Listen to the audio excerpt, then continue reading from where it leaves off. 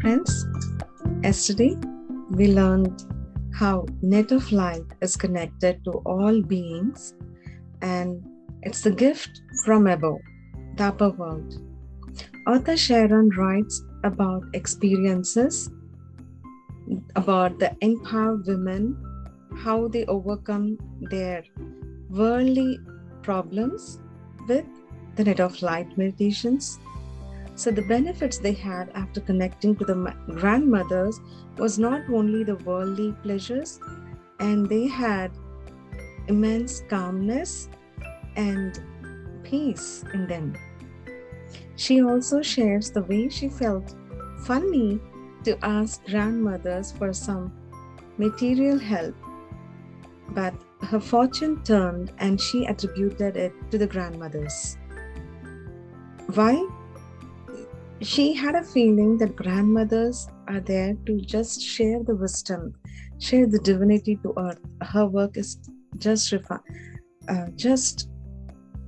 for that to spread the work of grandmothers. But always grandmother says, be full, not only spiritually, even world in the earthly, financial, and emotional way.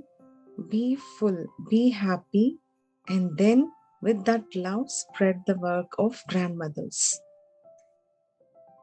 So there was a beautiful instance of Shirley, who was empowered as grandmother, and this was written in the chapter. Sharon shared many such incidences of empowered women, and this one is very beautiful. She was in camping and was joyfully riding in float with her sons in the river. And the water force pulled her and her family. The two boys could escape, but she was sucked in that stream. She thought of grandmothers. She got the feeling of calmness even in that situation. So she got the help, but she was in the stream of snow melted water. So even in the springtime, the water was so cold and she was becoming a little numb. With the power of grandmothers, with the presence of grandmothers, she felt that calmness. Whenever grandmother comes to us, their presence, their consciousness will give immense calmness and joy. And for no reason, will feel the love. Sharon sometimes downturns into doubts. Though she had many experiences, she decided to lay this problem to grandmothers and ask for help. Because she is empowering women, she's talking to me about that, but still somewhere she has a doubt. That is this okay? Is this the work worth to spread to so many? It could be many reasons. She had her own doubts. This time, when she journeyed to the upper world, she saw a holy man.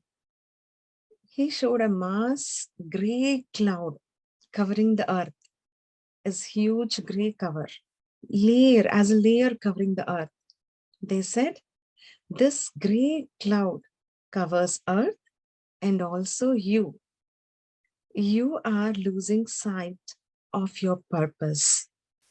So in this time, this young world or the dominance is more, and with matrix, whatever we can say the reason in this current world, we are facing situations where like cloud, all these are covering us, even the earth and our thoughts.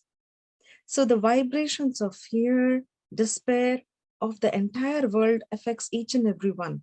So we think we are in despair, we are fear, we are releasing it to the world. And he said, and the holy man did a process to remove that gray matter from her spine. In that meditation, she was able to see some gray matter completely removed from her spine and something coming out of her front of the body near her navel. So this is a process which he did in that meditation. And after that, he gave a message. Mankind's vision is obscured. That means concealed, like completely covered at this time. And many live in fear. The light within them is actually great, but the light one sees coming from them is small. It's such a beautiful message. We all know, even in our meditation sessions or the satsang, we hear we are having the potential of the source. We have the divinity in us. But that he says that we have tremendous light in us, but what we see in us coming from us is very small. That's because of the covered vision on this earth. So we have to pass through that. Then we can connect with the divinity and we'll realize the potential in us. So, and these are small messages, yet it is very true. So he also says, do not look to others, look to the divine. What did you what did you ever gain by holding back? Step into the light and own it. Here's a hidden message here. Do not look to the others. Look to the divine. He says, instead of going, when we have any problem, we have irritation, we have something which is bothering us, first we'll go to other people, mostly, and say, I have this problem. Or sometimes we try to solve the problem ourselves, but we'll find a friend to share. This happened, and I'm trying to battle it. Or something like that. We just try to reach other people and ask for suggestions. Even if we don't ask for suggestions, at least for sharing, we go for the other people. He says, why do you do that? Do not look to others. Look to the divine. That is the time when we are having disturbances. That means the universe is sending some signal for us to learn. At that time, go inner self, go connect with the inner self and get the answer. Do not look for others. And what did you ever gain by holding back? So whatever it is, and sometimes we try to keep that repeating in our mind, the problem, and even after meditating for years, we get the thought of repeating that problem, and at the same moment, with awareness, we'll get back to the present. But when we practice to leave it to the universe and give it to the time, take time to get it solved, and just be in the present, that would be wonderful. So with this experience, she realized that doubt and fear is a form of ego. It reminds you someday we feel unworthy and someday really on work. The ego preserves itself by fear or doubt, trying to pull us down. But that is when we need to connect with our inner self. The ego will preserve, there are signs of preserving the ego. When we have doubt, when we are afraid, when we are irritated, it's your ego self doing all such things. It's a sign for us. The Sharon then decided to journey to the lower world for healing. She embraced the bear.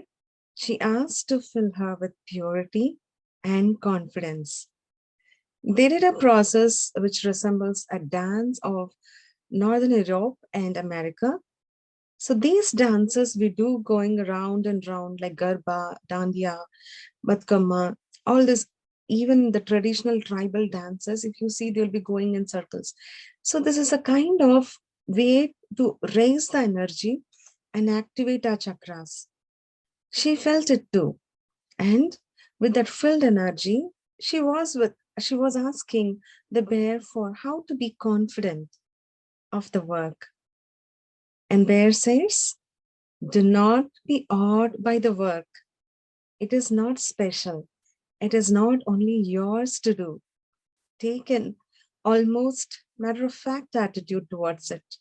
Respect, but not awe. Everyone in the world has their own work to do. Spiritual work or according to their karma. So when we get a spiritual work, we feel, oh, it's my work. I have to do that. I have to do it perfectly. It is my responsibility. And instead of taking it as a respectful responsibility to do, we go in awe. We go in fear. So he says, do not get overwhelmed by it.